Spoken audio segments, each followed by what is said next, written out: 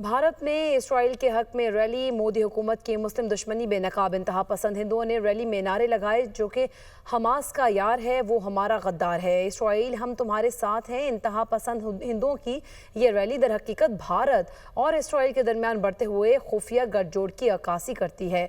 ऐसी नफरत अंगेज रैलियां भारत को इसराइल का खामोश पार्टनर नहीं बल्कि एक फाल हमायती के तौर पर पेश करती हैं। गजा के बाद ईरान में मासूम लोगों के कत्लेआम पर खामोशी मोदी सरकार की इसराइली जुल्म की पुष्टपनाही वाज़ेह करती है। भारतीय वज़ीर आज़म मोदी का इसराइली वज़ीर आज़म से टेलीफोनिक रब्ता। भारतीय वज़ीर आज़म ने एक बार फिर इसराइली जारहियत की कोई मसम्मत नहीं की। भारत में इसराइल के हक में रैली। मोदी हुकूमत की मुस्लिम दुश्मनी बेनकाब इंतहा पसंद हिंदुओं ने रैली में नारे लगाए जो कि हमास का यार है वो हमारा गद्दार है, इसराइल हम तुम्हारे साथ हैं। इंतहा पसंद हिंदुओं की ये रैली दर हकीकत भारत और इसराइल के दरमियान बढ़ते हुए खुफिया गठजोड़ की अक्कासी करती है।